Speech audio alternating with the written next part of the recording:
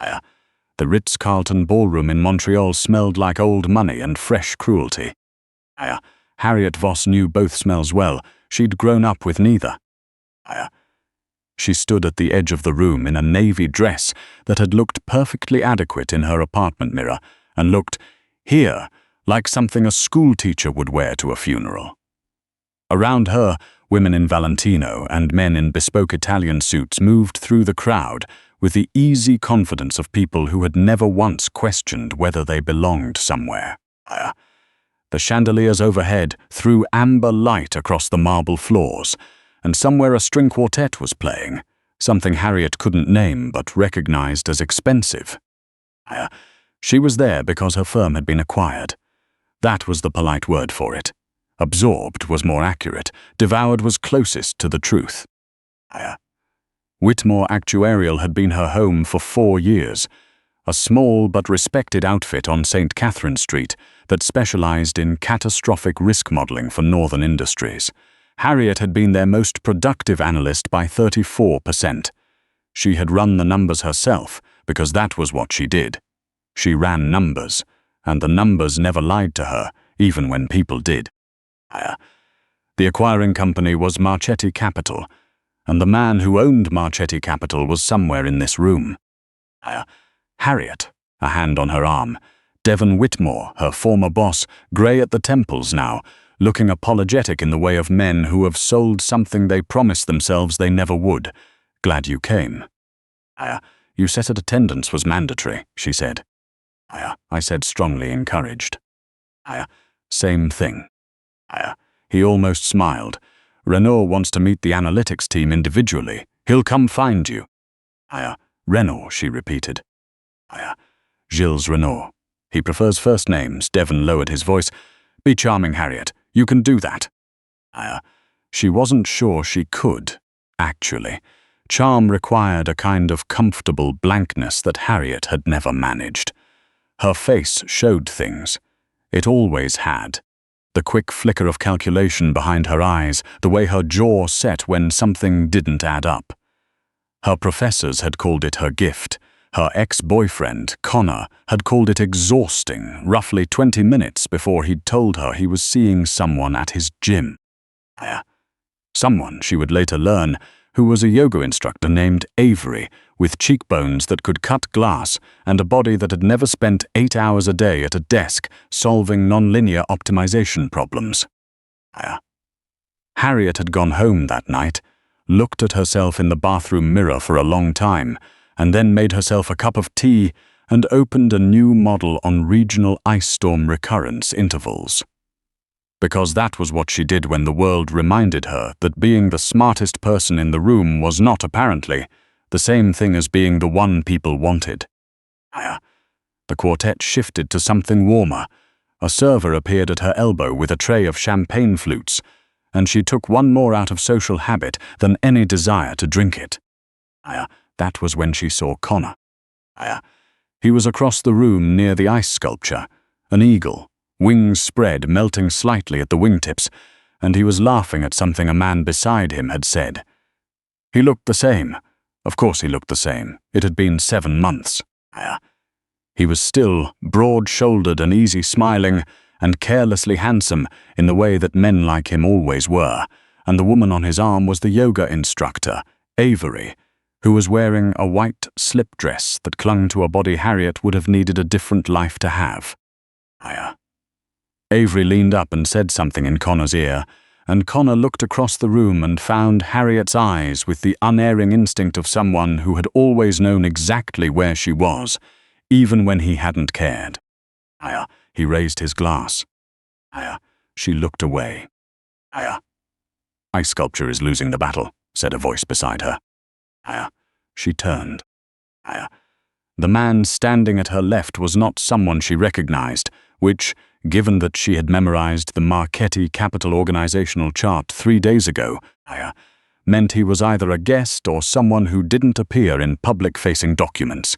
He was tall, dark-suited, and had the particular stillness of a person who had long ago stopped needing to fill silence with noise. His face was angular and considered, the kind of face that photographed well and trusted no one. It's 62% humidity in here, Harriet said. The ice will be fully compromised within 40 minutes. He looked at her. Eagle or not, she added. You calculated that just now? It's not a difficult calculation. He tilted his head slightly. Gilles Renaud, he said. I own the company that bought yours. I know who you are. She had reviewed his public profile extensively. 41 years old, born in Chicoutimi to a schoolteacher and a steel mill shift supervisor, first-generation wealth. Marchetti Capital, despite the Italian-sounding name, had been built from a single mid-sized infrastructure firm he'd acquired at 29, with borrowed money and restructured into profitability within 18 months. He now controlled 47 operating entities across 6 provinces and had, in the last fiscal year, generated returns that the financial press described as either brilliant or ruthless, depending on which publication you read. You know who I am, he said, with the tone of someone checking a fact rather than receiving a compliment. You bought my firm, she said. I made it my business. What's your name? Harriet Voss, Senior Risk Analyst. I've been with Whitmore for 4 years. Something shifted in his expression. Not much. A slight recalibration. You built the Northern Corridor weather risk model. Yes. The one that predicted the February pipeline incident in Saskatchewan 13 months before it happened. Within a 6-week window, yes. He was quiet for a moment. Behind them, the party continued its expensive hum. Everyone in this room, he said, has spent the last hour telling me what they want me to hear. You're the first person who's just answered the question I asked. It seemed more efficient. Most people find efficiency rude. Most people waste a lot of time. A pause. And then Gilles Renaud did something she hadn't predicted. He smiled. It was a restrained smile, the kind that had clearly been trained into narrowness by years of negotiations, but it reached his eyes in a way that suggested it was, against his better judgment, genuine. I'd like to discuss your model, he said. Not tonight, tomorrow, my office on McGill. I'm free at 9. I'll have someone send you the address. I already have the address, she said.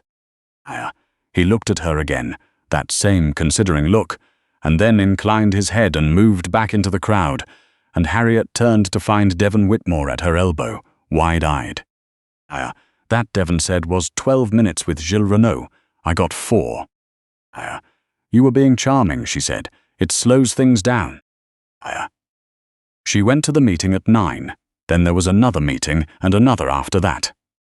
Within 3 weeks, she had been offered a position that did not exist before she had been offered it.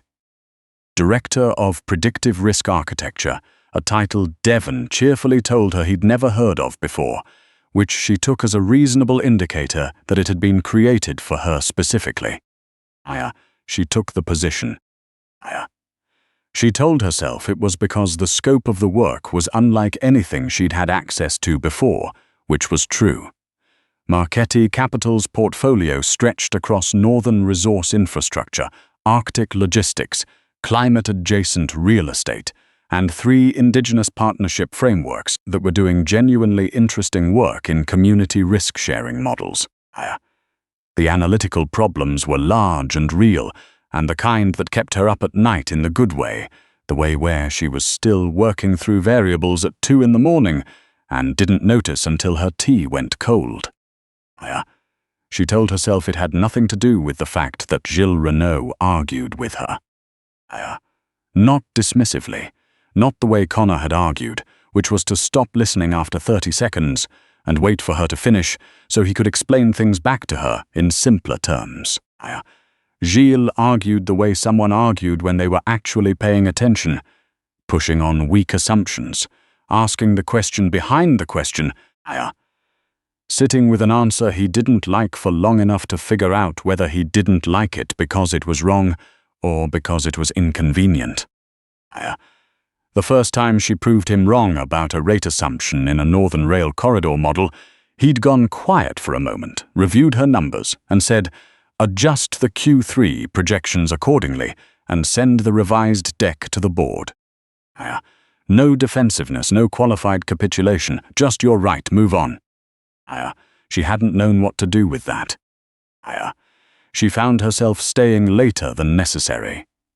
She found herself noting when his light was still on across the floor, which it always was, because he worked the way she worked, which was to say without apparent awareness that the rest of the world had gone home. She found herself, on a Thursday in November, eating take-out pho at her desk at 8:30 at night, and looking up to find him standing in her office doorway, holding a folder. Is that from Bang Me Thu, he said. Yes. Good broth. I know.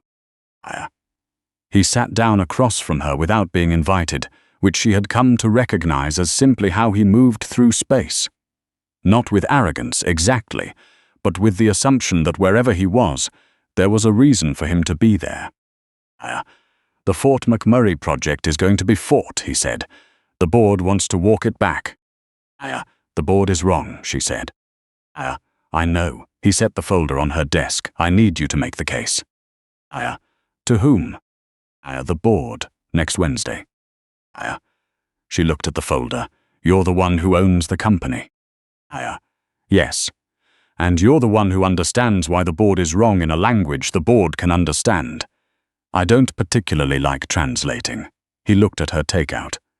Do you want a second opinion on the pho, or can we get to work? She slid the folder toward her and opened it. They worked until 11:15.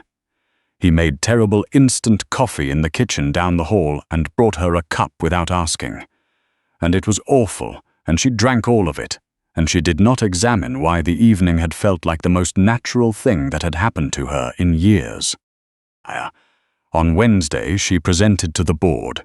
She was precise and thorough, and she had anticipated 9 of their 11 objections in advance, and built her responses into the structure of the presentation itself, so that by the time they raised them, she was already moving past them.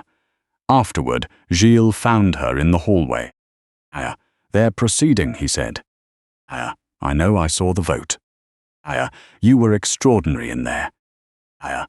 She looked at him. People did not often say things like that to her, not in that tone, which was the tone of someone reporting a fact they found mildly startling. Thank you, she said. I'm not saying it to be kind, he said. I'm saying it because it's accurate. She believed him, which was the strangest part. The company Christmas party was held at the Fairmont Queen Elizabeth, which Harriet found ironic, given that Gilles had once told her he considered performative corporate events a waste of capital that could be more efficiently distributed as bonuses.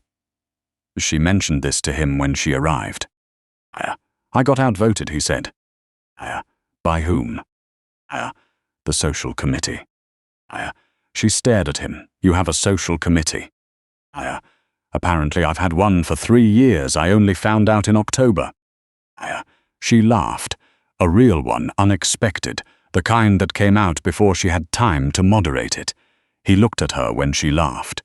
He had started doing that more often, she'd noticed. Looking at her not in assessment but in something slower, more considered, that she hadn't named because naming it felt like a risk she hadn't fully modeled. Connor was there.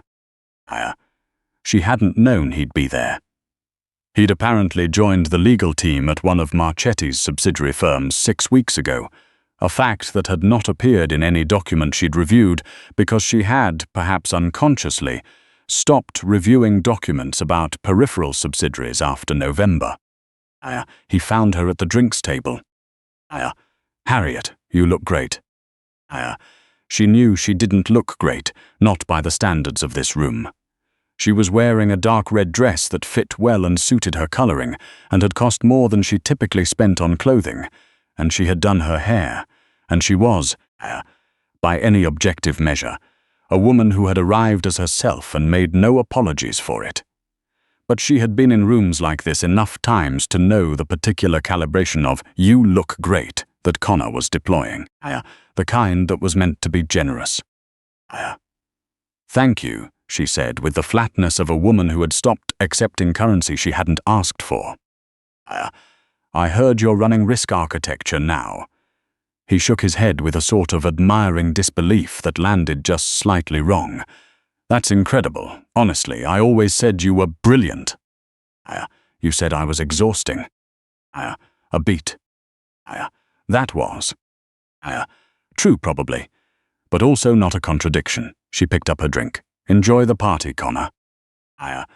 She turned and found Gilles standing 3 feet away with 2 glasses of wine and the expression of someone who had heard exactly as much as she'd intended him to hear. He handed her a glass. X, he said. 7 months ago. He looked at Connor for a moment with the particular quality of stillness he sometimes had, the kind that made her think, not for the first time, that Gilles Renaud had grown up understanding that the world had sharp edges and had simply decided to be sharper. He seems like someone who confuses familiarity with affection. That's accurate, she said. Also, you were right about the social committee. This is a waste of capital. Are you going to leave? Not yet, he looked at her. Are you? She drank yet, she said.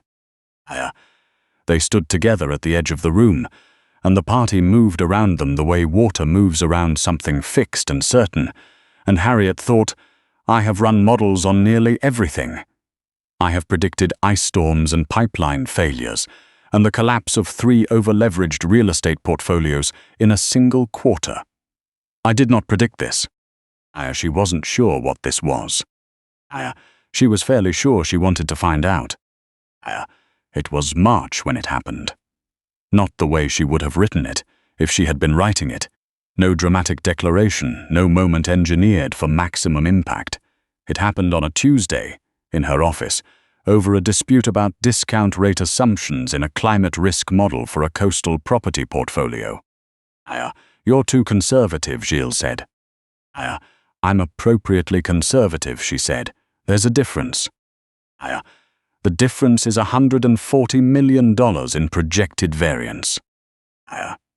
The difference, she said, is the difference between a model that survives contact with reality and one that looks good until the second decade when the sea level projections actualize and someone has to explain to investors why nobody modeled the tail risk. She turned her laptop toward him. Look at the confidence interval. He looked at it. She watched him look at it, the slight narrowing of his eyes, the way his jaw shifted when he was working something through. Your interval is wider than industry standard, he said. Industry standard underestimates tail risk by 22% on average. I have the literature if you want it. Silence. You're right, he said. I know. He looked up at her, and there it was, that thing she hadn't named, right there in the narrow space between the laptop screen and the afternoon light coming through the window. Harriet, he said. Gilles. I'd like to take you to dinner. A pause, not to discuss work. She held his gaze for a moment. She was good at calculating risk. She had built a career on it. She knew, looking at him, that this was not a small risk, that he was her employer, technically, and that she was not someone who trusted easily or recovered quickly when trust was misplaced, and that she had been wrong before about men who looked at her as though she was exactly what she was. She also knew that she had been wrong before in the other direction. Wrong to minimize, wrong to make herself smaller than she was, wrong to interpret someone's discomfort with her precision as evidence that the precision should be softened. Gilles Renaud had never once asked her to be less than what she was. In 6 months of close and often contentious collaboration, he had not asked her to soften an argument, moderate a projection, make a difficult finding more palatable. He had argued with her, yes, and lost to her, and when he lost, he had simply moved on, which was. She had come to understand. The rarest possible response. Tokay, 7:30. Something in his face shifted. That restrained smile, the one she'd first seen at a party in February when she'd told him an ice sculpture had 40 minutes left to live. Thursday, he said. It was her colleague Priya who saw them leaving the restaurant together that Thursday. Priya, who managed investor relations and had the social awareness of someone who tracked interpersonal dynamics the way Harriet tracked weather systems, texted her at 10:45 that night. "Okay, I need all of it." Harriet replied, "There's nothing to tell." Priya sent back a photograph. It was, apparently, from Priya's own window at the restaurant, taken with the practiced stealth of someone who had been waiting for this specific moment, and it showed Harriet and Gilles standing on the sidewalk outside Takei in the March cold, not quite facing each other, both of them very still in the way of two people deciding simultaneously whether to say something they'd been not saying for a long time. Harriet looked at the photograph for a while. She could see her own face in it. She looked not beautiful in the way she'd spent years wishing she were beautiful, not the way Avery had looked in a white slip dress at a ballroom party. She looked like herself. Fully, specifically herself. A woman with sharp eyes and a mind that didn't rest, and a body she'd spent too long apologizing for, and she was beginning to understand done apologizing for. She looked like someone who had walked into this moment on her own feet, made her own decisions, and had arrived against considerable odds at something that might be the beginning of something worth having. She didn't text Priya back that night. She texted her the next morning. There might be something to tell. The corporate announcement came in April. Internal only, as required. Gilles had disclosed the relationship to the board and to legal, which Harriet had done simultaneously and separately, and neither of them had coordinated it because they were both, she was coming to understand, people who followed the rules before the rules could be used against them. The memo was brief and factual, which was how they both preferred things. Connor sent her a LinkedIn message that said, "Wow, big news, congrats." She didn't reply. The comment that stayed with her came from Priya, delivered in person, over coffee, 2 weeks after everything had been formalized, and the initial wave of office murmuring had settled into the quieter waters of simple fact. "You know what I kept thinking," Priya said, "when I saw that photo outside the restaurant." "What?"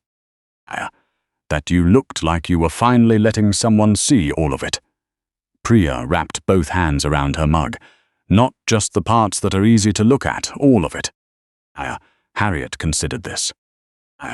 "He argues with me," she said, "properly, like it means something." "Yeah," Priya smiled, "that's it, that's the whole thing." The Fort McMurray project launched in June and came in under projected variance by 11%, which Harriet noted in a report with the dispassionate satisfaction of someone whose models had survived contact with reality exactly as intended.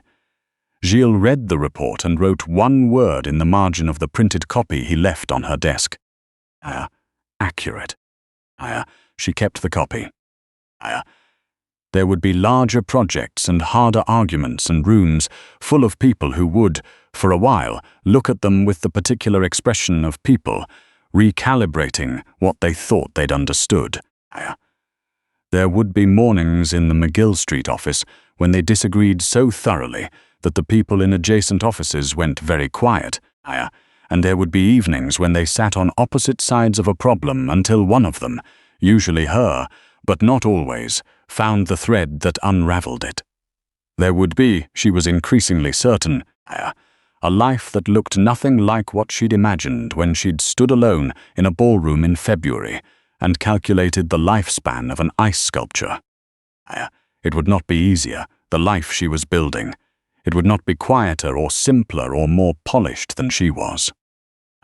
It would just be finally and without apology hers. I think about Harriet standing at the edge of that ballroom a lot, not because the room was glamorous, though it was, but because I know that feeling, the one where you've done everything right, built something real, proven yourself quietly and consistently for years, and still somehow ended up on the outside of a room that wasn't built with you in mind. What strikes me about her story isn't the ending, it's the sequence that led there. Harriet didn't become someone worth choosing because Gilles Renaud chose her. She was already that person the night she told a stranger that an ice sculpture had 40 minutes left to live and didn't soften it with a smile. She had that character long before anyone in power thought to notice it. And I think that matters more than we usually admit, that the qualities that eventually get recognized were always there, being practiced quietly in rooms where nobody was watching. There's something I've come to believe, and this story brought it back to me clearly. The way we treat our own mind shapes everything downstream. Harriet never stopped trusting her numbers even when the people around her found her inconvenient. Not arrogance. She listened. She revised when revision was warranted. She held her positions and released them with equal discipline. That's a kind of intellectual honesty that most of us are too afraid to practice because it means being wrong in public sometimes and being right in public other times, and having to sit with both outcomes without making too much of either. And then there's Connor. I don't think he was a villain, exactly.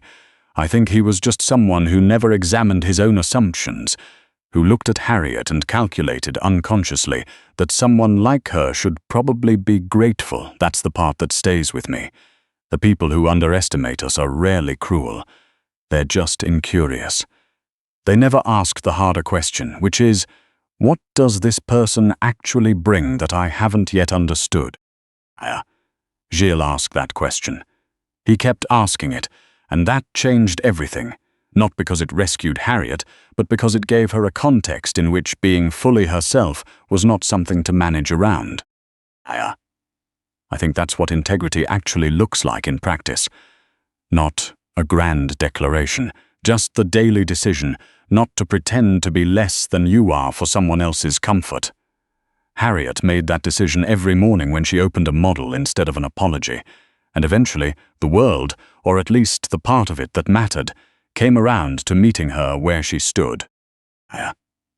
The persistence part is the hardest to talk about because it doesn't look heroic from the inside. It just looks like another Tuesday, another late night, another cup of terrible instant coffee, and another problem that won't solve itself. But that Tuesday practice, repeated over months and years, is what builds something that can't be taken away. It becomes the foundation that holds when everything else shakes. Harriet didn't conquer anything. She just refused, quietly and completely, to disappear.